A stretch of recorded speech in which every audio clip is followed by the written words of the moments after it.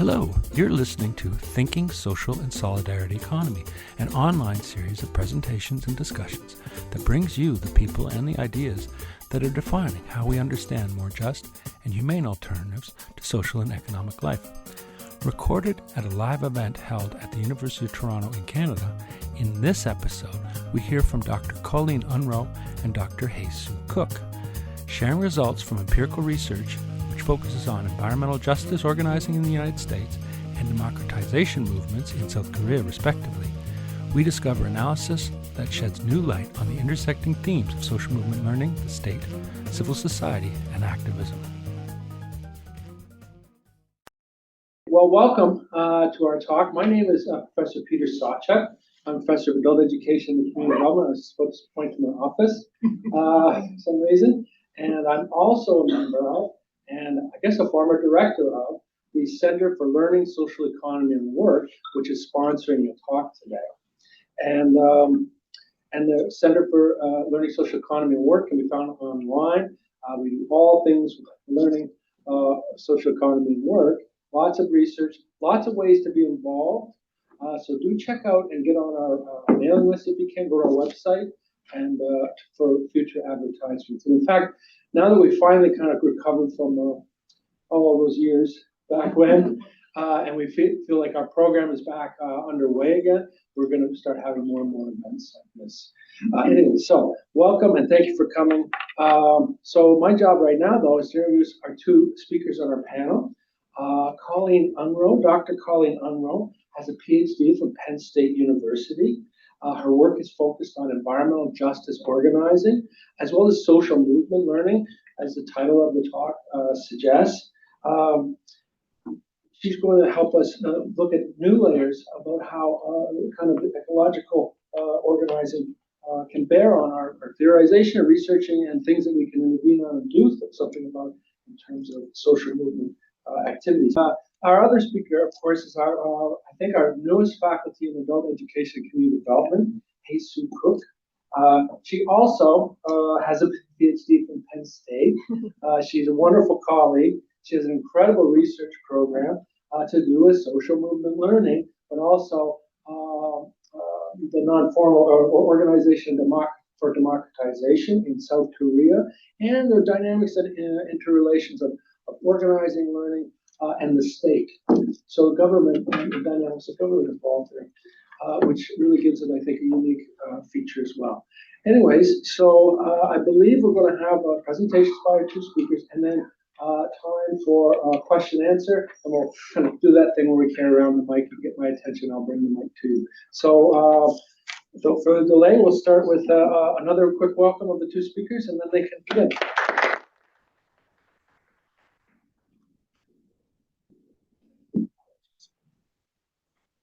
Great.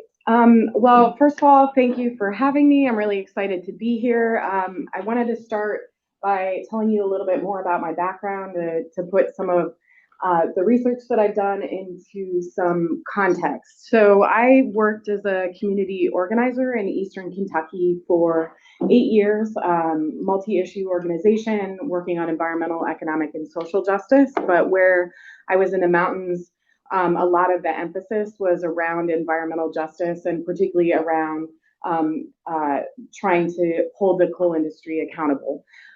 So after that, I moved back to Northeast Ohio, did some work around fracking or unconventional shale gas development, working with communities. Then I went to Penn State, got my master's in rural sociology, and then the PhD work in adult education.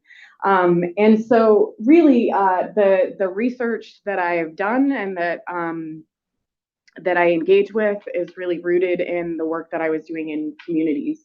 So we'll see how this goes. I don't really tell a short story, although I guess probably most people in academia don't.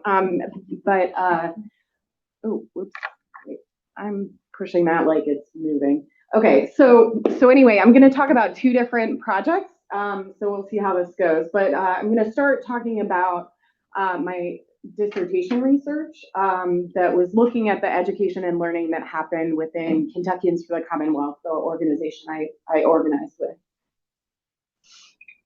So give you a little bit of context in terms of the way that I approached it, some of the theoretical contributions, and then some of the learning outcomes. And then more recently, I was working on a community-based research project, a comparative case study around a new green learning agenda. So it was specifically looking at community colleges and green skills. So if we're about creating or pursuing climate justice and creating green jobs, how do we actually make sure that those green jobs go to the people that have been most marginalized by the existing economy? So I'm assuming that folks aren't super familiar with Appalachia. Are people familiar with that region? Some? Okay, great. So this is just a map of the Appalachian Mountain Range. The Appalachian Regional Commission does these annual studies to understand a whole variety of different things, but this map in particular is looking at the areas that are most distressed. So this red region in here is the Central Appalachian region that has comparatively more distressed areas, and it also happens to overlap with where a lot of the coal production historically has gone on. So a little bit of context in terms of the shifts over time. So there's different regions within the United States that have coal mining. Central Appalachia has historically been one of the major coal basins, and in recent years, there has been a drop in employment as well as in production overall. What they'll say is, the economically recoverable coal or the easy to get at coal has already been mined out. And then, with the advent of strip mining in the 1950s and 60s, there was also a pretty drastic drop in the number of coal miners, partly because of those mechanization shifts. This is also to illustrate in terms of the larger ramifications or the global political economy that part of the shifts or the downturn in production, in addition to the fact that a lot of the coal has been mined out, also natural gas has become, a major player, and so that ends up being cheaper in some regards. So that's contributed to a decline in production. So this topic is obviously pretty important for a lot of different reasons. I mentioned or included a few maps in terms of the shifts over time. There's also just increasing recognition of the fact that we need to transition away from fossil fuels if we want to address climate change. Some of the regions or the regions that have had a lot of mining have often been referred to within rural sociological research as research cursed. Resource cursed. So in the areas where there's a lot of extraction, there's also fairly high poverty rates. Although, some people would argue that using that kind of language is not doesn't tell the whole picture because it's not recognizing. It's like the fact that there are resources being extracted is not in and of itself the problem. The problem is the larger political economic dynamics. So in terms of like rural sociology in the areas that are peripheral to the core economy, that also contributes to the challenges in terms of poverty. And then it's important to think about educational practices in terms of how do we actually make change, and what role education can play in that. So I included this political cartoon because I think it's pretty emblematic of some of the challenges. This was from 2007. There were a number of different mine fatalities that particular year. So a number of the widows of the coal miners came together, organized to try and make changes at the state level in Kentucky. And the cartoon character off to the right was the Speaker of the House. Jim Gooch was the chair of the Natural Resources Committee. Robin Webb, another Eastern Kentucky legislator, all Democrats. But they were more interested in watering down the mine safety bill than actually addressing the reason that folks had died.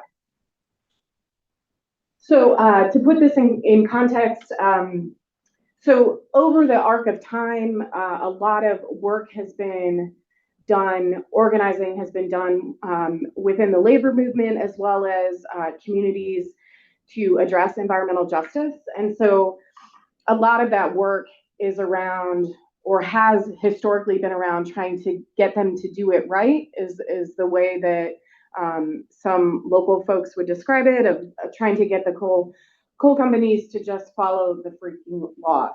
I didn't swear. I was like, don't swear, try really hard not to swear. Okay, anyway.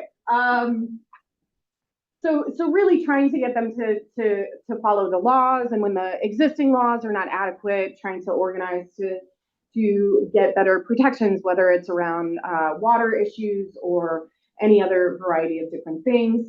And then over time, the focus has shifted from not just trying to get them to do the right thing, or to make the coal industry more accountable, but to recognize we have to transition. And so within the context of Eastern Kentucky and Central Appalachia, folks used the language in the early 2000s of Appalachian transition, because some of the pushback was, oh, well, like, what about the jobs? Like, what are we going to do here? And so in terms of framing, people would say, well, we're not trying to stop mining tomorrow, like that's not realistic anyway, but like we're trying to transition. And then there's been this larger movement with using language of just transition, of like, if we're going to transition to a more sustainable economy, how do we make sure that the workers have good living wage jobs? So in the context of that work, they started the local organizing started incorporating that language. So there's a couple different definitions. Kentuckians for the Commonwealth was the group that I had worked with, and so that's how they defined it. All-inclusive, place-based process to build economic and political power to shift from an extractive economy to a regenerative one. So the overarching research question was, in communities with economies formerly dominated by the coal industry, how does an organization promoting multiple just transition initiatives use education and learning to promote engagement in the work? And then I had a couple different sub-questions. One was looking specifically around the non-formal and the informal learning. I had a dual title in comparative international ed, so one more kind of focused around global political economy. And then also having a gendered lens, because it's particularly in communities where their economies are dominated by one industry. Oftentimes, those communities identify with that industry. So regardless of whether or not somebody was actually a coal miner, whether they're male or female, people would strongly identify with coal mining. So it's like, oh, well, my daddy was a coal miner, my granddaddy was a coal miner. So it's not just about how do we get from point A to point B in terms of a different kind of job that provides health insurance and a living wage job, but also these questions about identity. And embedded in that is understanding that gendered history and how that shapes what people think is possible. So Kentuckians for the Commonwealth, they started in 1981, part of the Alliance for Appalachia. It's a number of different organizations within the region. This was Stanley Sturgill. He was a very active KFTC member. He had also been an MSHA inspector, so Mine Safety and Health Administration. And when he retired, he got more involved with the community organizing side of things. So some of the just transition work included the environmental justice campaigns, because really, in reality, you can't separate the two. So even though I really wanted to focus on these proactive solutions, anytime I'd be talking to folks, like inevitably you're going to also be talking about, trying to get protect the water, or one of the major campaigns was around trying to stop mountaintop removal mining, which is basically strip mining on speed. So blowing off the tops of the mountains with explosives, burying the streams, because it's the most efficient way to get access to the coal, but it also has the most devastating impact in terms of the local communities. So the environmental justice campaigns, the Benham Saves community energy project. So that work consisted of helping people get access to energy efficiency upgrades for their homes, did organizing around the rural electric cooperatives. I'm not sure if that's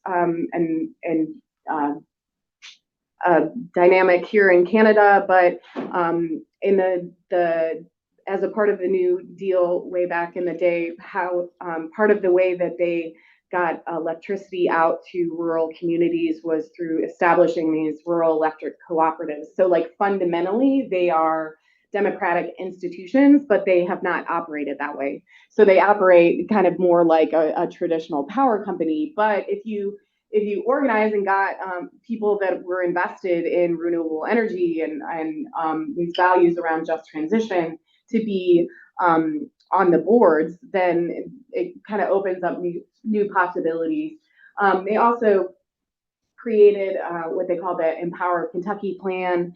So it was getting input from a whole slew of people across the state of Kentucky about what would we want, what would our vision be for an energy plan that is rooted in communities and reflects their values. And then there was a number of different legislative campaigns at the federal level, as well as a lot, at the state level.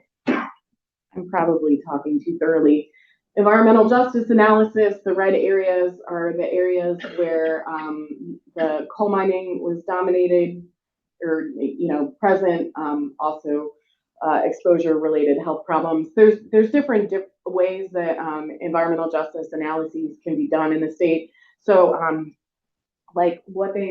this area, oops, I'm not sure if I'm allowed to touch that, but that they would refer to this area as the Golden Triangle. So it's the more urban areas.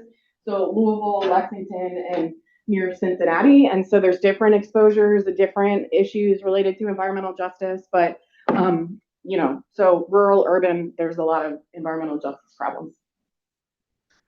So communities practice, I would imagine folks are familiar. Yes, you don't need to talk. So I make the argument that communities of practice is a useful way to understand how people learned in the context of the community organizing. So people that were, had been more involved, mentoring people that are new and I should say a lot of the people that were engaged with the organizing were folks that were directly affected. So it's not like they were like, I want to be an activist. It was like, there's a strip mine, right up there. And now I turn on my faucet and black stuff is coming out. So it's like people being forced into standing up for their communities. And so that kind of obviously shifted how and why they got engaged. So certainly non-formal education was a piece of the puzzle. We would do workshops, whether it was around legislative campaigns or how do you speak to the media, how do you lobby, did workshops on raising the minimum wage or various different legislative campaigns. But certainly what I found is that the informal learning really played an important role. Foley learning in the struggle. So one of the arguments that I make is that there's a dialectical relationship between the informal and the non-formal learning or the non-formal education. It kind of builds on Chowdhury or to try and make meaning of it or give examples. And I think a particularly useful example in terms of what this dialectical relationship looked like is that once a year, folks would go to Washington, D.C. to lobby around clean water or to try and stop mountaintop removal mining. And so the annual week in Washington always started with a one-day lobby training. So some of it was like, how do you actually engage with the legislative aid or the whoever they were meeting with, but here are the dynamics of the legislation, that kind of thing. And then folks would then go and actually meet with people. And one person who I talked with said, well, yeah, sure. Yeah, that training was useful, but like I didn't really get it until I actually did it. And so it's an example there that it's like the workshop that or the one day lobby training like laid the foundation, but it wasn't really until they actually engaged in the practice that they that they learned it in a way. But I think it's also important to acknowledge that like, yes, these workshops help to lay the foundation, but so much of the learning was happening just by being involved with the movement. And so it wouldn't be fair to say that this dialectal relationship was key to the learning. Like so much, when I would think about like what kind of learning was most important or most, I wouldn't say valuable, but like key with the organizing was when we would take citizens to Frankfort, to the capital of Kentucky, to lobby, and we'd have 3.5 hours in the car. And so that 3.5 hour window where different people were sharing their reflections from different communities, and then they go talk to a legislator. The legislator more often than not is dismissive. Then they have lots of like fruitful things to talk about and make sense of on their drives home. So those lobby trips, those car rides were really key to the learning. There were a few different learning outcomes that was pretty evident. So I'll kind of highlight this one because I think it's really important related to just transition in rural communities and monoeconomies, is that this idea of people needed to be able to see that an alternative was possible. Lots of folks would say, oh yeah, just transition. Oh yeah, we're going to create new jobs. But like, unless you actually see it, and like the history of everything you've known in your community is coal mining and, destruction and exploitation, like you don't think that something else is possible. And so this picture here is of solar panels on the coal mining museum. And that was like a symbol that, like, yeah, did that create a lot of jobs? No, but it was like something that people could point to is like, yeah, this isn't just some like thing that's happening somewhere else. This is something that can happen in our communities. So skills development, this is Carl Shoup. He was a third generation coal miner, former UMWA organizer. So he talked about becoming a better public speaker. Understanding power was pretty key to that. And raising consciousness. So one of the things that was part of the learning was that there would be exchanges in different areas. So Scott Shoup, who was a fourth generation coal miner, went to Australia to the coal producing areas there. They, went out to the Powder River Basin, which is in the Wyoming, Montana area in the United States. Like these exchanges and building relationships help to kind of help folks to gain a wider perspective. Like a quote that I often say is Terry Blanton, who was a longtime leader, would say, well, same story, different holler. Have people heard of hollers? Yeah. But when they're building relationships, then it's like, oh, it's not just my community. It's not just this company. It's like everywhere, everybody. And even like, not just, Eastern Kentucky or West Virginia. It's like folks all over the world that are like affected by these issues. And then Our approach, or their approach, was very much rooted in an anti-oppressive approach, and so thinking about racism, sexism, classism were pretty key to that, and and solidarity being pretty essential. Okay, have I talked too long? I didn't even get to the. So there's the summary. Lots of good stuff happening, and I'll move on to the next. So one of the things more recently that I've been working on is this, in collaboration with a number of different folks, around a new green learning agenda. And there were two parts to the project. Part one, I'll kind of talk a little bit about in terms of their key conclusions. There's a gap in, current access to green jobs. There's a gap in people who have skills that are necessary for green jobs. And then the third gap being educational opportunities. Our argument is like post-secondary institutions, pretty important in terms of addressing inequality and as well as admissions gaps. But having a systems change agent approach to education isn't necessarily always the case. So there's some pretty significant changes that need to happen in terms of thinking about how educational or higher ed can be useful in that regards, and at least within the context of what I was doing, looking specifically at the community colleges and how that can be an avenue for helping people gain access to the skills and so they can be better positioned to get green jobs. So this was the part one, was more of a big picture analysis. You may not be able to see that, but and this is within the context of the United States, but about close to 76% of folks in the green workforce were male, 79% were white, almost 43%. Green workforce, manufacturing. So what you would probably consider, an understanding of green jobs.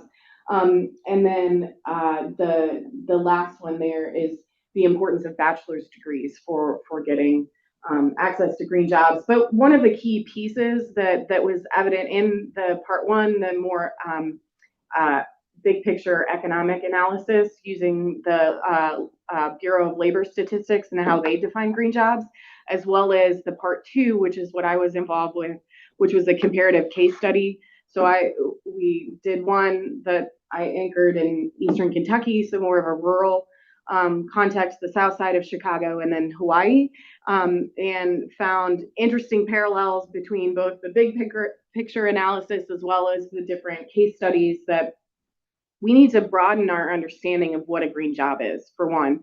In terms of the language in the report, we didn't we were trying to make it accessible, so we weren't saying we're using an intersectional feminist lens, but that's how we approach the work, because the other piece of it is that, and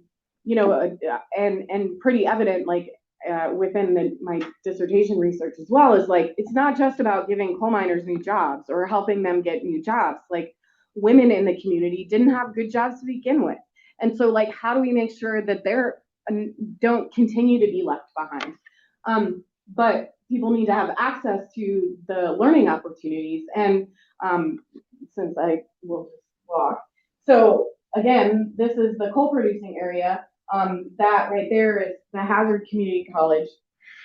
Before they got incorporated some green learning experiences, you would have to go, 15 years ago, you'd have to go to Louisville, 4.5 hours away, if you wanted to learn how to install solar panels. And I had several friends that had been coal miners, wanted to become solar installers. Now, granted, once they got those skills, it was very difficult to get jobs in that regard, because there's only so many solar installing needs in a rural community. But John and Scott would have to drive 4.5 hours. Like, how accessible is that if you don't have a lot of resources, or you have a family? How are you gonna, like, spend the time to gain those skills, because it takes a couple months to, really get the skills. So certainly that's a challenge. But there's an opportunity. Okay. And so, so we like I said, there were, a couple different case studies, and there were some key things that came out of it. Probably kind of hard to see that part, so we'll go to the next slide. But there were three kind of key pieces to our, what we were arguing as a transformative approach to drive a just transition. One is a wholeness approach, so recognizing that that we need to incorporate environmental justice as well as green skills, and thinking more broadly, like I was saying, how we need to broaden our understanding of what a green job is. So that includes recognizing like jobs that relate to an economy of care. So thinking about how healthcare could be considered a green job, or education, or a whole variety of different things, and how we need to invest in those.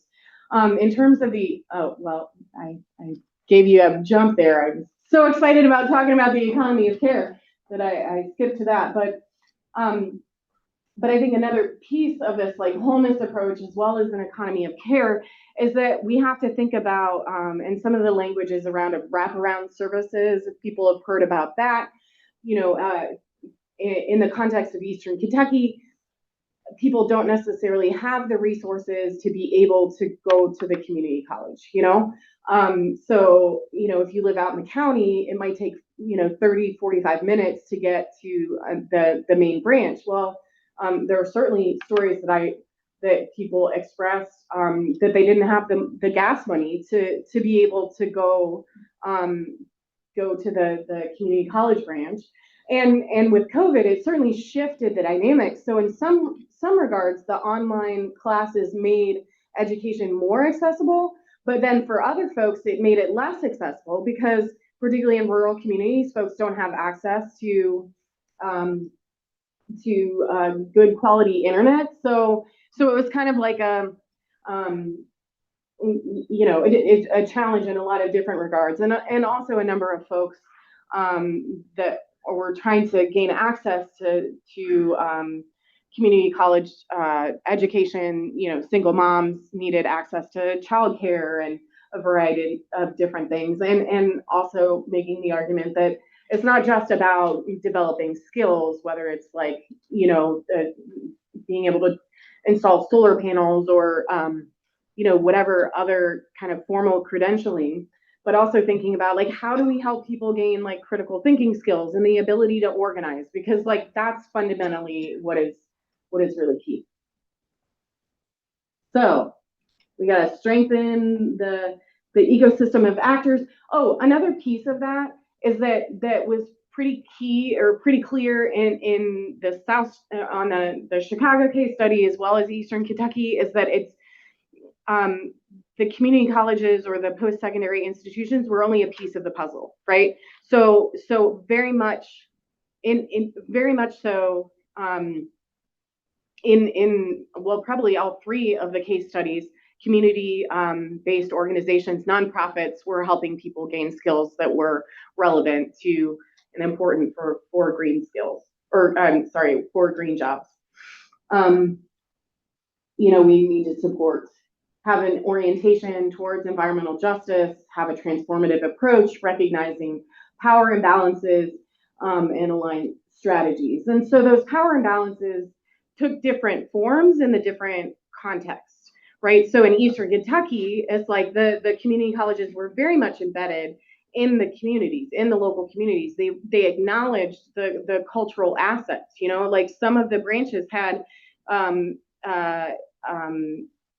like the Hyman branch had the Kentucky School of Crafts. So folks were learning how to like build traditional musical instruments, and then gaining those small business skills, so to be able to potentially make it as an artisan, or the Bluegrass School of Music. However, even though the Hazard Community College, or the Kentucky Community College system had a sustainability plan since 2009, when that sustainability coordinator that was like relevant for the whole state, when they would go to Eastern Kentucky, we're about sustainability, we're about addressing these problems, but climate change, like we're not going to talk about coal, because that's and so it's like we can't address a just transition if we're not also talking about how do we address the legacy of the coal industry or the legacy of various extractive industries.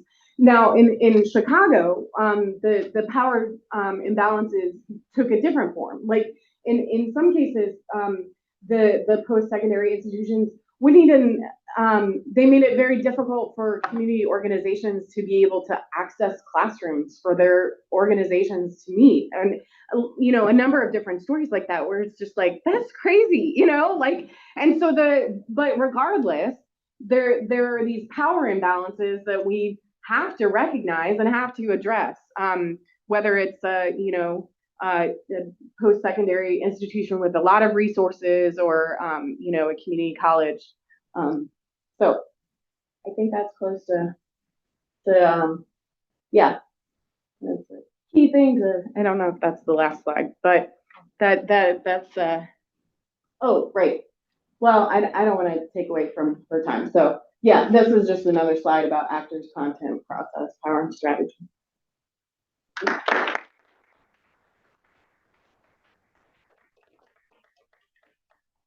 Thank you, Colleen. And she has done extensive work, organizing work related to environmental justice. So she has been bringing in the various strands of research that she has done. And I think it highlights the dimension of how do people navigate trying to achieve environmental justice while continuing their livelihoods. Like they cannot suddenly be out of jobs. So that was the dimension she was bringing. And I am going to talk about the South Korean context, and I think the connection can be made regarding how people learn to participate, how people learn to organize. I think it'll be an interesting different angle. So I'll be talking about educating to deepen democracy in South Korea, and specifically focusing on citizens' movements. I'll talk about how they emerged in the slides, and also particularly related to activists, educators in this process. So democracy, we all know what democracy is. It's the power of the people. It's a governing system where the governing system where the will of the people are embedded in the system. However, there are different pressures against democracy from actually occurring and manifesting in its potential. A lot of authoritarian governments, dictatorships, oligarchies, monarchs, there are different pressures historically against people trying to gain power. And this is a recent statistic from Freedom House. We can see that we are living in a much less free world. In 2021, which was the recent statistics I could see in their homepage, the percentage of free countries worldwide dropped from about 40% to 20%, where partly free countries have significantly increased recently, so 41%. So even when we think that democracy is becoming the norm, the authoritarian practices are really increasing worldwide. So even with these pressures to narrow down the potential of democracy, there have historically also been struggles against this direction, the push-pull dynamic of trying to activists struggling to achieve more power. And I think the South Korean case is an example of how this has occurred. There were some successes. There are continuing debates, activists debating which direction to go. So that's what I will talk about in this presentation.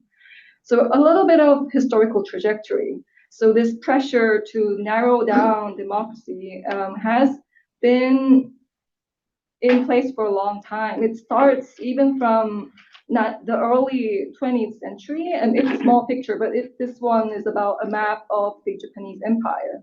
So with the Western imperial powers really branching out into Asian countries, Japan chose to become an imperial power. So they began colonizing Asian countries, and Korea was part of it. So Korea was colonized from 1910 to 1945. And it was during this period, the struggle still continued. The struggles against people obtaining power continued. And this is a small map, but it shows a series of female-led protests against the Japanese colony independence movements. So this was sparked by the March 1st independence movement in 1919.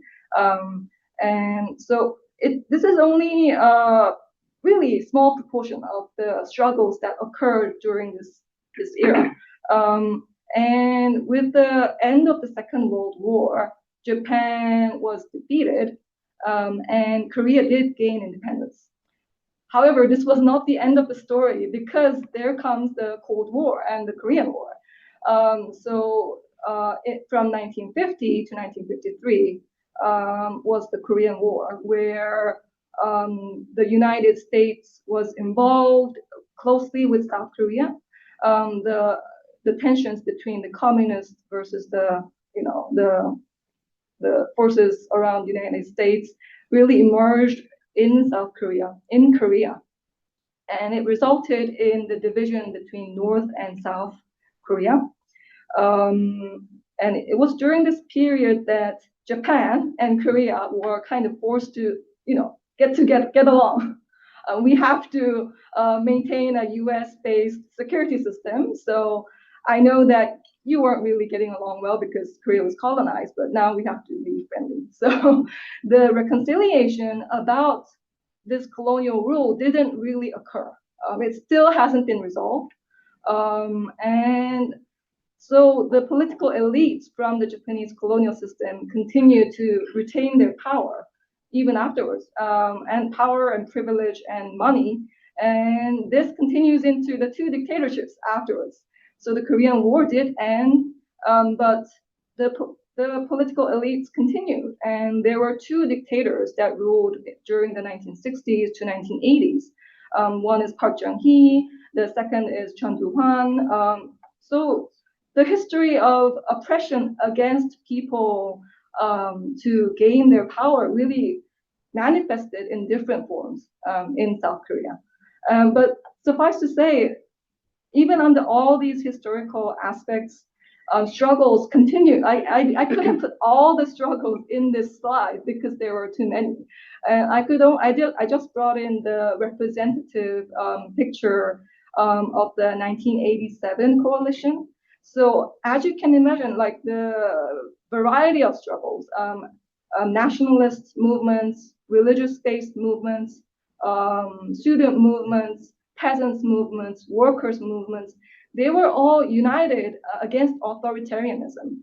And in years of organizing, they coalesced, made a coalition, and really pressured the dictator Chun Doo-hwan. And this resulted in him stepping out of presidency in 1987, where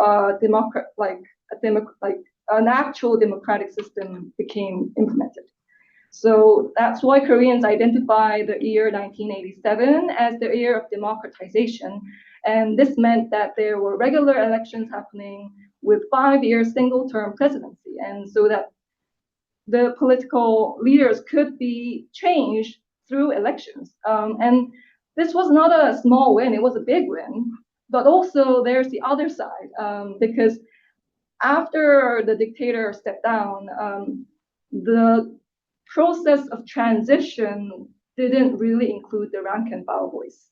So within the activist camp, even the leadership actually became kind of co-opted, and also a little bit of fissures among the political leaders, activist leaders, and resulted in the election and the candidate from the military camp becoming the first president to be elected. So there was this continuation of the previous political power, even when the democratic system was launched. So it was a passive revolution in a Gramscian sense, because even with some systematic changes, there was this continuation of the power. However, this push-pull dynamic still continues in Korea. You may have heard of the candlelight rallies in 2016 to 17.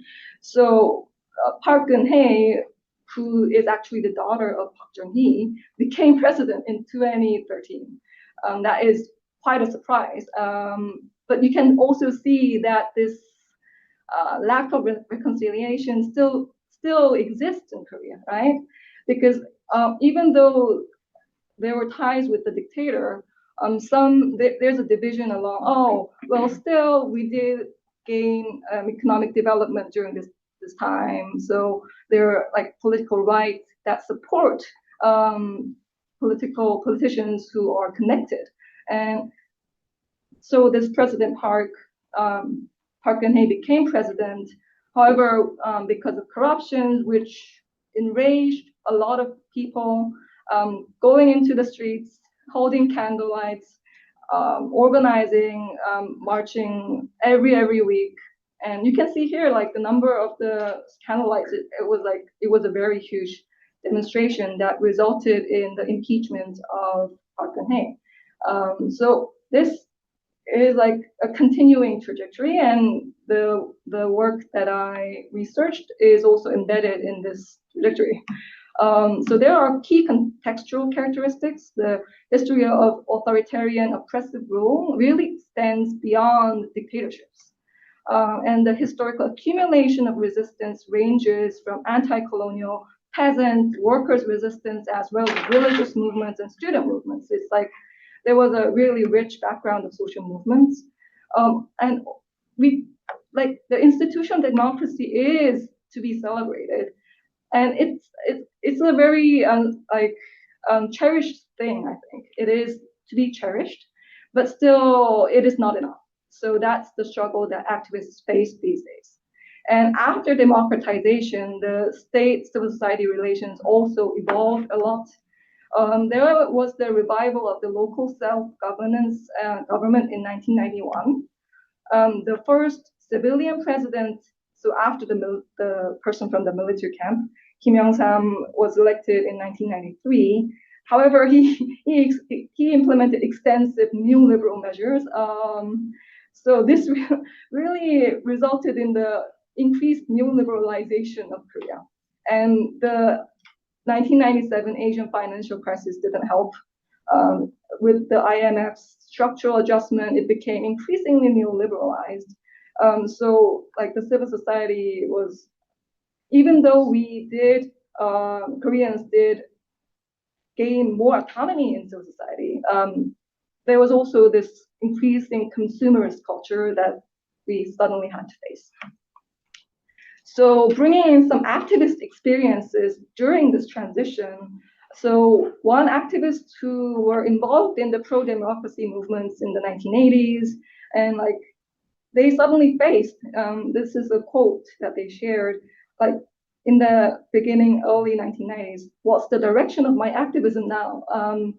Would I work within the boundary of institutional democracy, or should I continue to seek revolutionary ideals? And many activists during the 1980s were Marxists, socialists, but also there's that geopolitical dimension with like North Korea. Are you North Korea like oriented?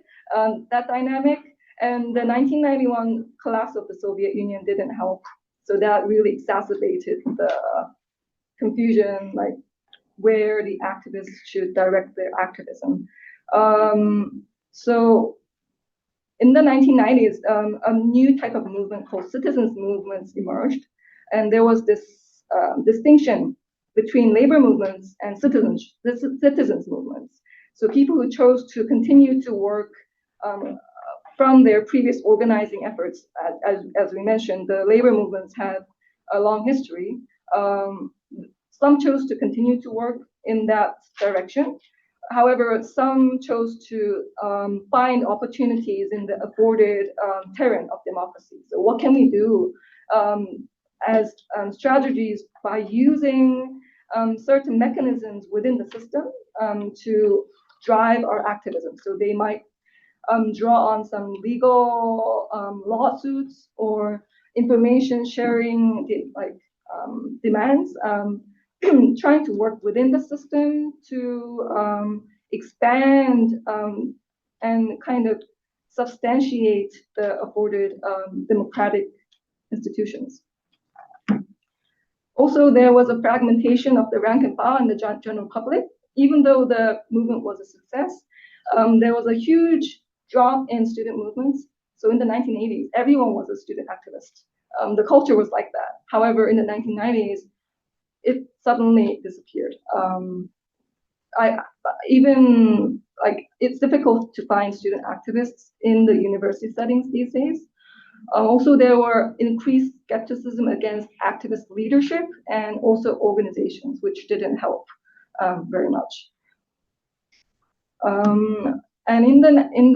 So many citizens movement organizations emerged during the 1990s.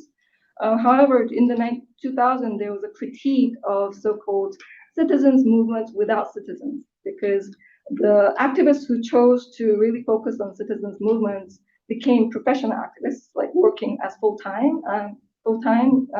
However, the general public increasingly became kind of disengaged. So there was this critique, which activists are increasingly aware of. However, interestingly, there is a rise of online-based social movements. This is a very interesting dynamic because I could hear from the activists in organizations saying, I was really surprised because suddenly these kind of random mobilizations occurred, but no organization was leading it. And actually, there was a femicide in 2016, and the citizens movement activists were keen to get involved. However, there was like an explicit statement that made sure to prevent any activists tied to organizations from joining. So when activists from organizations would join, they would have their flags and everything, but no flags allowed. So there's this increase in activism. However, the connections with organizations has become very vague. So this creates a really dilemma for activists involved in organizations. Where is the direction that they should head? So this is where my interest comes in, is the participatory dimension of deepening democracies. So deepening democracy is a concept by Eric Olin-Wright. So it refers to institutional or policy innovations to ensure participatory mechanisms beyond just voting, liberal notions of democracies. And representative examples are participatory budgeting or decentralized planning. Many examples exist regarding these practices. However, how do we go there from here? It remains a real question. So the participatory budgeting in Sao Paulo is representative, but I do know that some attempts to implement it did occur in South Korea, but it wasn't as revolutionary. So how do we make it become rooted in this context? And I think there is a key role that education really plays in facilitating democratic participation, organizing. And also the key question is, what are the roles of activist organizations in facilitating this learning dimension? And this learning dimension is highlighted in a specific area within citizens movements called democratic citizenship education. So citizenship education during the dictatorship era was more like nation building, state-led, only occurring in schools. But after the democratization, activists began really actively engaging in and rebranding it to make connections with organizing. And this is closely connected to the Alinsky, Horton, Ferry's discussions about, is education separate from organizing? So Horton kind of distinguished between them, like there is a difference between education and organizing, whereas Alinsky and Ferry's model wasn't distinguishing it too much. But I think it's an additional like different angle in a different context that shows that activists are investing some energy to really focus on the education dimension that become the seeds of organizing. And this is particularly important and when and where the community connections, like community organizations, have really become fragile in Korea with the increased neoliberalization, at least in the Seoul metropolitan area. Everybody is very transitory, and it's difficult to maintain community ties. And that's the key difficulty, I think. So I'm just going to bring in two examples. One example is the Academy Nitinamu, which is the education center at an activist organization called People Solidarity for Participatory Democracy. This is one of the largest citizens movement organizations in Korea. As of 2022, there were over 13,000 members. So it's a very big organization, but it's there are like the people who are involved in the day-to-day managing are about 40 full-time staff, as well as a lot of volunteers, about 200 volunteers. They don't get any government funding, and there is an emphasis on financial independence. And Academy Nitinamu is a dedicated education center. It only focuses on providing non-formal education, not only to members or the staff, but also to the general public. So to give a little bit more context about PSPD, so some activism that they led, so maybe this might give some context about what citizens movements do. After democracy occurred, like democratization occurred, and then the elections weren't that satisfactory to people. A lot of corruptions occurred, and even the politicians weren't doing their work.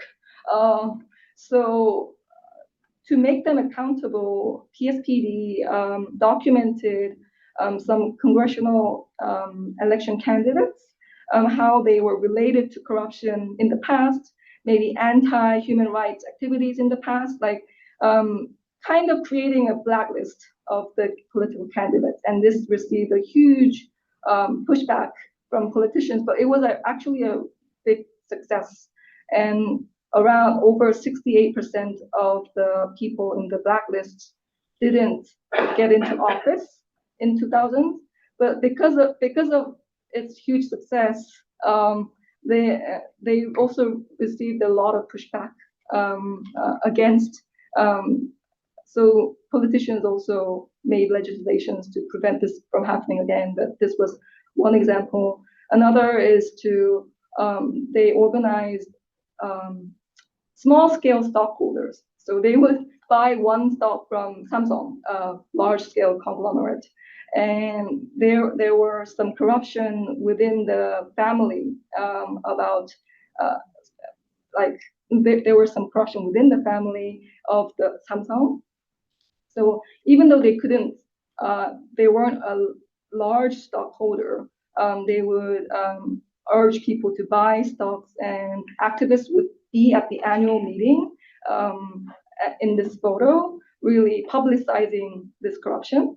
So this is another kind of organizing, like organizing for the information transparency of university budgets. The tuition increasing was becoming too expensive for students. So they would draw on the certain institutional mechanisms to ask for transparency. And also organizing in international Lutheran against free trade agreements with the United States. So it engages in multiple directions. It's one of the largest activist organizations in South Korea. And so it's interesting that there's this Academia de Tinamu within the program, and there were also changes within the education center. In the 1990s, it was more directed towards organizing, and it did close down for a short period during the early 2000s. However, they realized that the membership and this discourse of the lack of citizen engagement in the activism really pressured them to open the education center again. However, they began redirecting it to encompass like the education that is not directly related to organizing, but could become the transition into people becoming activists. So there were two kinds of programs. One is the Advocacy School for Citizens and Activists Taking Action, and you could see that they intentionally have citizens and activists together.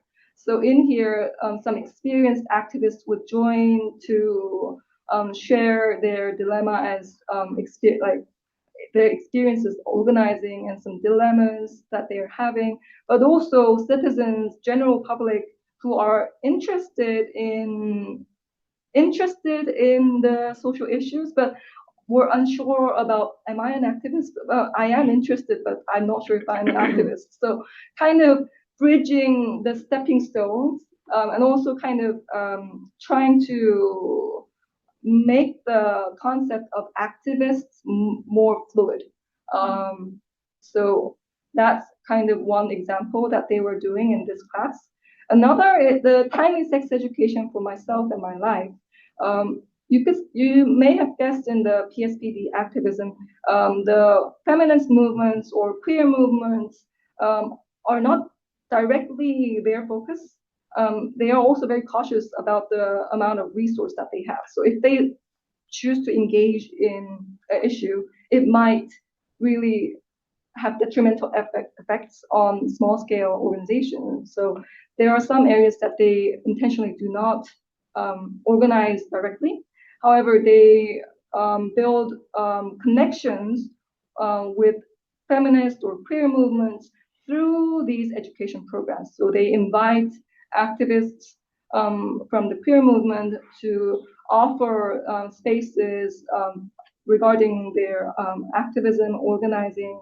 And actually, this was a part of a series of courses that they offered at the center. And there wasn't a gender-neutral restroom in the center, in the building. However, with multiple iterations and multiple gender and sexuality-oriented courses offered in the organization, this actually changed the dynamic of the full-time staff, full-time activists as well. It was an opportunity for them to also learn, and they intentionally made the decision to, okay, we're gonna have all gender restroom here. So it's not only educating and encompassing feminism, LGBTQ issues under the umbrella of democracy, but also changing the organization itself. It was happening at the same time. So I did mention some opportunities that occurred in their education activities. One fact is that because of the relative independence of the funding, it was possible to build a continuing repertoire. So these programs were not one-off, it was continuously offered. Also, because of its representative status, there were solidarity expressed through education, and it kind of urges people to think beyond their notions of democracy, because some people may think of it as narrow, but people would think, oh, so queer issues are also related to democracy, and it is saying yes through their education programs.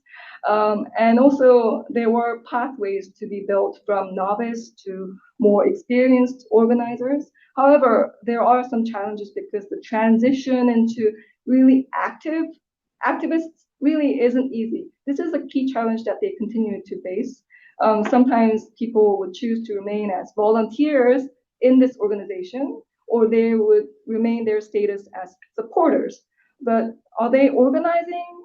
Some people choose to organize in their respective communities, but this aspect is a continuous puzzle for the activist educators. Also, as I mentioned, this is like a big organization centered in Seoul, and so there's less focus on the local. So it has struggles to like connect to the communities and create a sense of community, to have people join in the educate. Like people are not living in proximity with each other. They invest their time to commute, like to join this class, like 1 hour like after their work, and they go home. But sometimes it's difficult to maintain these relations, so that remains a challenge. And I'm gonna bring in one more case, and then this will be the end of my presentation. And the other case is a really different organization called Democratic Civic Education Project SIDE. This is one of the examples of the programs that they have. And this is a network of activists who have specialized in democratic citizenship education. So compared to PSPD, where activists are engaging in multiple issues, they have only focused on this like specific education. It's a small scale, 3 to 4 full-time staff.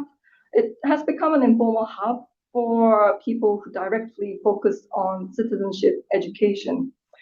And they created this network to go into so-called participatory spaces within local governments or federal governments. So these government levels have increasingly created quote-unquote participatory spaces.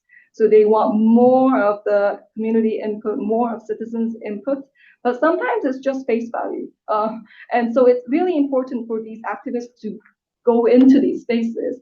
And they have increasingly recognized a lot of companies have gone into these spaces with really fancy technologies, but that don't really embed the activist orientation. So that's why they realize, oh, we have to really make this an opportunity for us. And that's why they organize this network. And so because of its nature, it's project-based. I think recently they did change their status a little bit, but at the time when I did my research, it was like an informal network. They did choose to become a nonprofit, but it was more informally organized.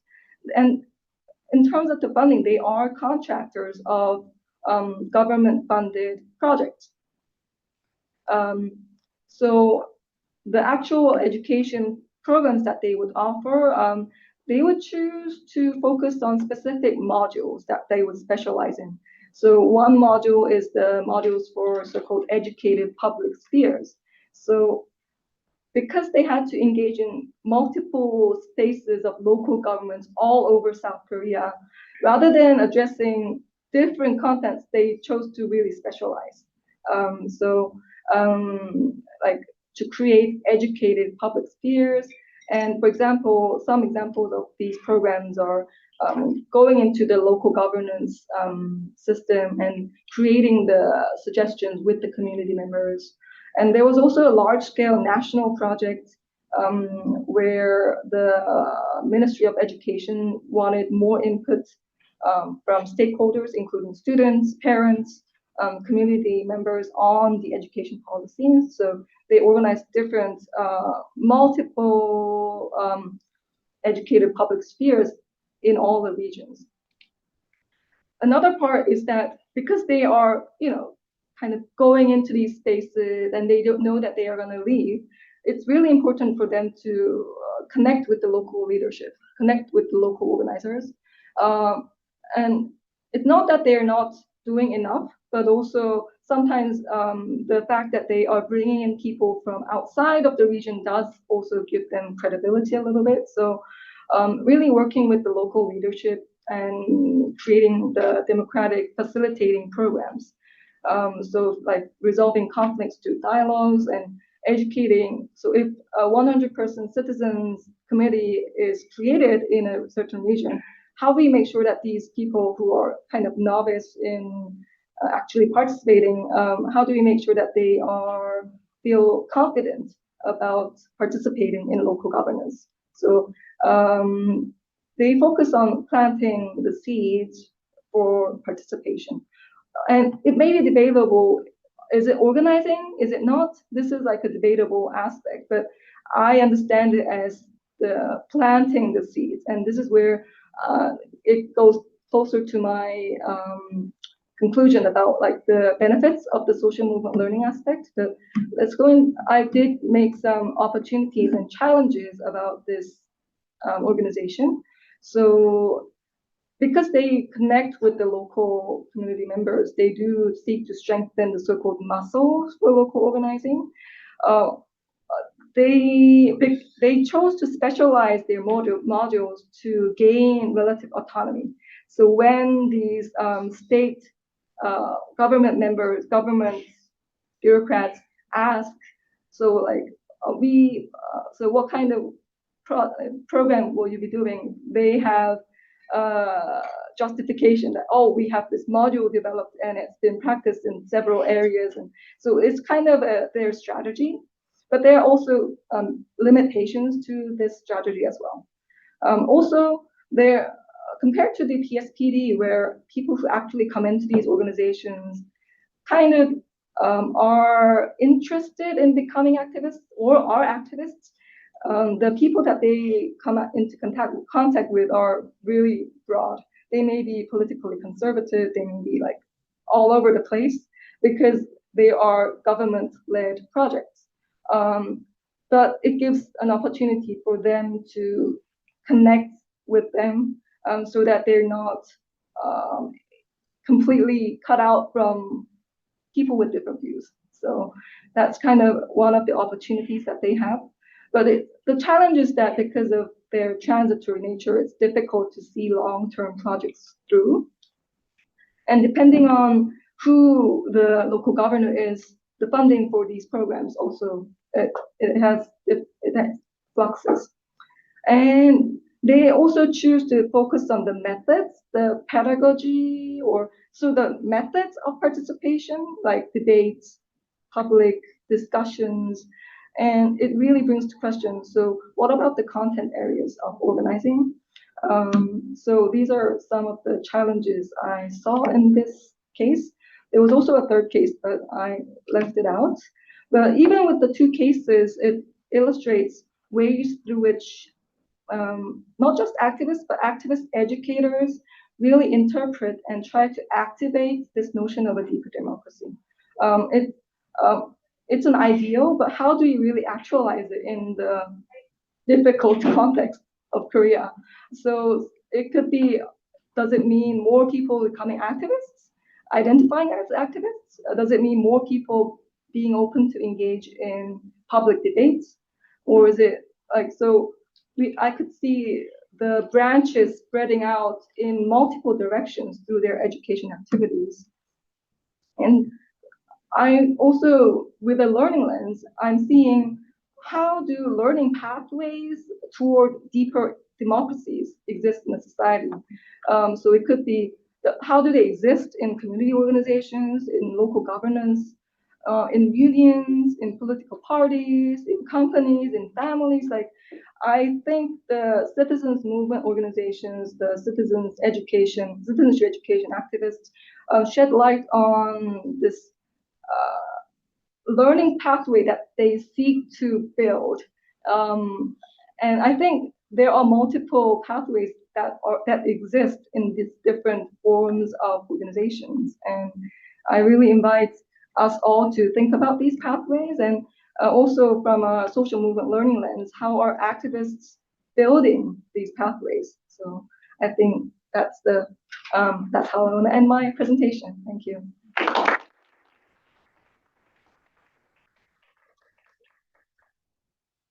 Thanks. Thanks a lot. We now can have questions and comments from anybody in the group. I have one person over here.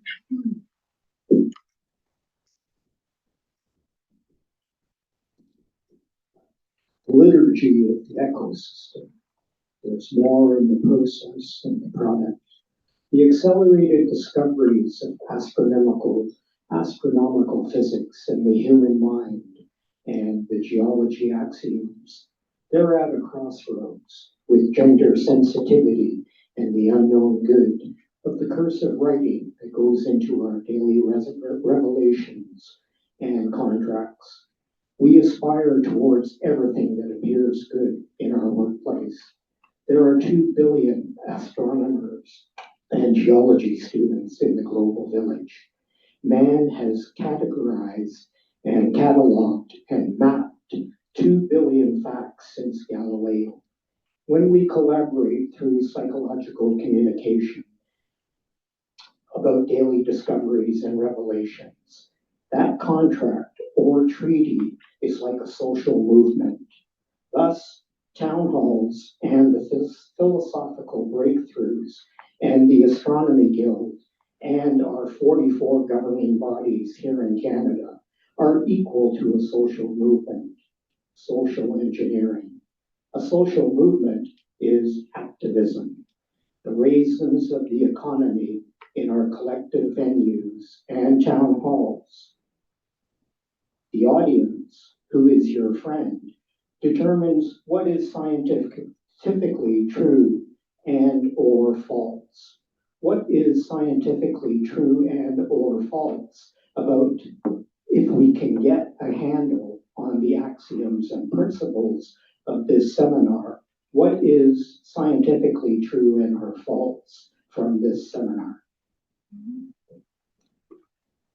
Very poetic. Thank you. Yeah, any comments from either of the speakers? I think scientifically true, I would say the most important thing is to connect with the activists in different contexts. As you can see, I've been connecting with the activists in South Korea and also in one of the movements that among multiple movements that exist. So I haven't been talking with the labor organizers, but I've been talking with only the citizens movement activists. So I would say it's important to recognize the different contexts, but also make connections across the context, focusing on the systematic issues that underlie. Do you want to add any more?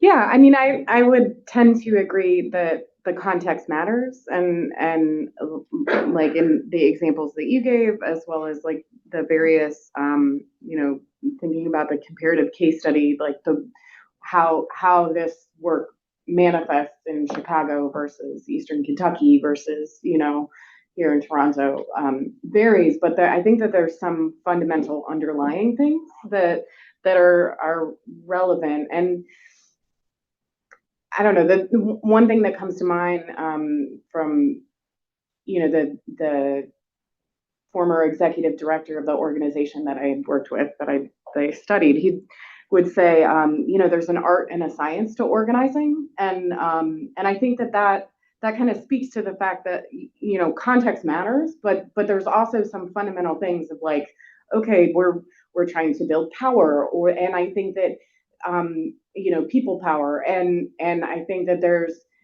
elements that, whether it, I'll get the names wrong, but the citizens movement, the educational work within the context of Korea looks different, and maybe the language is different, but there's this educational or the fundamental aspect of like, as people gain skills and knowledge, they have greater capacity to make and work for change. And I think that it's also important to recognize that that there's a lot of expertise within local communities, and so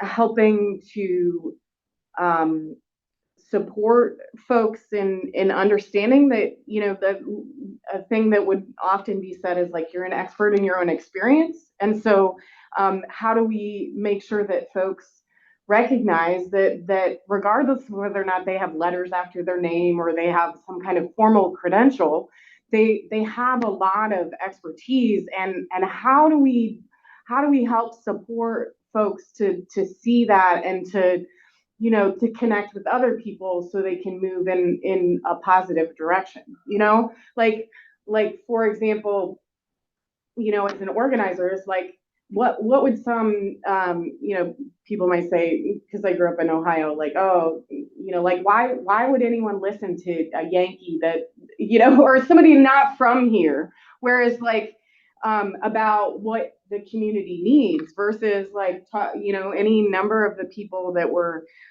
in the photos, like Carl Shoup or folks that have lived in communities forever, and they're much better spokespeople about and have an understanding that regardless of how long, whether as an organizer, as an expert, as a educator, I guess kind of recognizing that. And I think the other piece in terms of like what's underlying in between our two talks and like what could you take away from it is we're talking about similar things, where even like as we were preparing this, we were like, oh, it's really interesting the parallels of like really it's about like in the context of the work with Kentuckians for the Commonwealth, what they were doing was adult education, but or social movement learning ultimately, but they didn't use that language. I mean, the language that they used was leadership development, and like being very deliberate about what that leadership development looks like. It starts by asking somebody to sign a petition or something, pretty accessible, and then kind of like going from there. So, yeah, I guess those are some thoughts. Another question here, and then over. Hi, thank you so much for your presentations. It was really interesting to listen to both of them. Something that you had mentioned in your work in the US was looking at how post-secondary institutions can provide that place for change. And then also when you talked about South Korea, you mentioned how student activism or student union activism, not student union, like student movements there weren't much of them in the late 90s, and then even now it's not as strong. And I come from Pakistan, and even in Pakistan, like student movements used to be very strong, and then there was a deliberate move, both by the state and by institutions, to get rid of them. So I'm just wondering, because in your presentation you mentioned that there is that possibility, and today when I look at like my experience in the West, I kind of feel like there's another really weird thing happening where we're seeing is post-secondary institutions become or have always been like an ideological apparatus of the state. So what do you both recommend, like activists or people that are activist scholars, how can you exist in that space and then still try your best to implement change when you know that the institution is at the end of the day going to follow state policy or state foreign policy? I don't know. I think it's a really, really important question, and like the challenge, right? Because like we might have the ideals of like education is liberatory, is like there's so much possibility for change, and yet there's also this reality where it doesn't necessarily play out that way. I think, I mean, one example that comes to mind that I was like, oh, I should, share this is like the challenge as well as the possibility. So looking at the Eastern Kentucky example, so Southeast Community College, and community and technical colleges overall is like shifting towards like technical skills, right? And like, okay, yeah, I mean, it is useful, like we need folks to be trained in HVAC and like all of those things are really key. However, like these aspects of like critical thinking and and kind of broader, understanding of sociology or whatever. All of these pieces are really important too, but there's this shift away from it and like eliminating the funding for that. And yet, an example within the Southeast Community and Technical College system that has been really key is that, even though there has been this shift away from the arts, through the Appalachian Studies Center there in Cumberland, they integrated, or some of the teachers integrated oral histories, so it's like enabling folks to, like, as assignments, like, okay, go out and even just like one of the projects started with like giving people disposable cameras, and like there's so much, if you know of the history of Appalachia, there's so much negative stereotyping of the region of, poor, ignorant, like any kind of like horrible, but and the news coverage of the region is like all of that stuff. But then it's like giving, students, disposable cameras and like, what are you proud of? Like, go take pictures of what you're proud of in your community and then go collect stories. And so what they ended up doing is that they took those oral histories and worked with kind of active, or Carpetbag Theater is like an activist-y kind of theater company in Knoxville. Oops, sorry, I got so excited, I'm throwing my notebook. Anyway, so they took the oral histories, they created some plays, right? And so then the folks in the community perform their plays, and it was like one of the first times that there'd been like positive news coverage of the region, of like this really interesting. But then it also created these spaces where people across lines of difference were building relationships, because they're like, like folks that aren't like theater people, like becoming theater people together because embedded in their stories. And so and particularly focused on like, so the higher ground is the process, right? Or the play. And they've now made like 9 different plays, and initially the focus was around the opioid crisis. And so it's just like thinking creatively about like, okay, how do we get folks in conversation? How do we think creatively about, I mean that's just like one example of like what could it look like. But I think that another piece of it is like, as folks interested in community, if you're doing research, like working with communities to figure out I mean, like, I'm not interested in doing research that doesn't benefit local communities. That's not the structure of the this institution. And granted, my current job isn't within academia, but it's like, how do you, even though there's these institutional things of like publish or perish or that kind of like get out of, but it's like, okay, well, that's cool. That's like the institutional structure, but like, how do we make sure that we're doing research that actually is helpful? And how do we, help people, all that stuff. Anyway, other thoughts?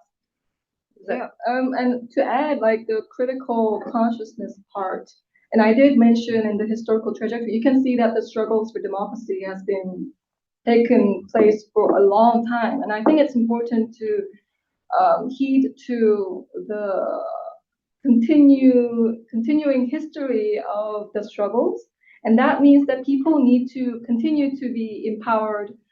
And it's not like we mobilize, it's good that we are mobilizing, but what happens behind the scenes? And I think behind the scenes involves getting together, being together, and sharing emotions, thinking back on what has happened, like creating these spaces of education. I think creating this, universities could potentially serve as creating these spaces to, maybe it could feel like it's stepping back, but I would argue that it is actually building the movements. So that's how I think. We have time for one more. Yeah. Okay, I'll try to be quick. Thank you so much for that presentation. Both of them I learned a lot. I have a question for each of you, and present it briefly. Hye-Su, really enjoyed your presentation. I guess I want to go back to the kind of organizing terms of your presentation, democracy versus authoritarianism, and I want to ask why insist on holding on to those two terms as distinct? Because I know, I mean, liberal democracies like the story they like to say about themselves and narrate about themselves is that we are distinct from authoritarianism. But the kind of story that you're telling is actually showing that that distinction kind of collapses, that there's forms of authoritarianism and insufficient democracy under so-called liberal democracy. And also, of course, there's work by sociologist Dylan Riley arguing that even authoritarianism has forms of democracy. He describes it to fascism in Europe as a form of authoritarian democracy. So the question is like, why hold on to that distinction, and why is that so important for you? And Sure, yeah. the second question, for just quickly, Colleen, I guess the question I had was, how do some of the environmental groups that you're studying in Kentucky and their conception of environmental justice, how does that relate to broader theoretical national political debates happening around this question of justice, environmental justice, and transition, especially vis-a-vis capitalism? Because there's one line of debate, the Green New Deal, AOC, and so forth, arguing that we can have a transition towards social democracy, and we can still have kind of forms of environmental justice under a capitalist framework. But the other folks arguing, of course, that green capitalism is a contradiction in terms. So how do these movements in Kentucky relate to this broader conversation happening around the relationship between green politics and capitalism? Great question. And I think the question you posed could be an article to develop. So yeah, thank you. And I think I should talk further with you to develop the idea. And maybe it was, I think I'll draw on the common sense, good sense notion from Gramsci. So I think it's kind of drawing on the common sense notion to bring awareness to the topic, but definitely in terms of theoretical terms, it's a blurring of the concepts. So I think for the extent of this presentation, I use those words, but maybe I should rethink using those words. So thank you for that. Yeah, and so the question is, how do these specific community organizations relate to these broader questions around, what is just transition and green capitalism, that kind of thing? So, it's an interesting question because there's different ways of even conceptualizing what just transition is. Like some of it is like, oh, if we just get folks to be, moved from, I've given the example before of the coal miners to, solar installers, yet that is still within this structure. Whereas other folks would define just transition more kind of like thinking about how do we shift all of these different relations around production and consumption and like what could a regenerative economy look like and all of that. So for Kentuckians for the Commonwealth specifically, they use more of a radical approach to it, or that's the language that they embrace, is like a movement generation. They have like a zine that is more about like comprehensive change, but then in terms of like how it actually plays out in the local organizing, you could argue that it's the vision is not as the vision is broader than the local organizing campaigns of like, okay, if we're about regenerative or circular economies or solidarity economies, like, are they investing in creating those kinds of more radical approaches? I mean, it's a work in progress, right? So I think that their vision is more is broader than the actual implementation, which I think is a challenge in lots of different contexts. In terms of so I had mentioned like the Alliance for Appalachia, Kentuckians for the Commonwealth, one member organization. I didn't think to mention this, but like, oh, right, this is like adult education here. So another one of the Alliance for Appalachia members is Highlander Research and Education Center. So, and KFTC, part of how they got created was from some support around a participatory action research project around land ownership and mineral ownership, and so so some of the members of that alliance probably have like a more radical understanding of what a just transition would look like. Others, there's a number of different groups within that alliance that are more like base building. Like KFTC has like a multi-issue approach to their work. So also working on voting rights for former felons and like thinking more broadly about an anti-oppressive approach, whereas some of the other groups within the alliance are more focused strictly around environmental issues. So I mean that could kind of play into like what is their analysis of like what are we really trying to achieve. But I think yeah, and it's also a question of resources and like capacity and all of that. But does that answer the question? Yeah. A work in progress. It's a matter of resources and capacity. Those are pretty good things you can involve a lot of research on the social movement learning about. Anyways, again, join me in thanking the two speakers. This has been another episode of Thinking Social and Solidarity Economy. Please consider exploring our other episodes in this series, or take a look at episodes in our other series entitled Work, Learning, and Social Change. While you're at it, and if you're watching this on YouTube, keep up to date on the latest material by hitting that subscribe button.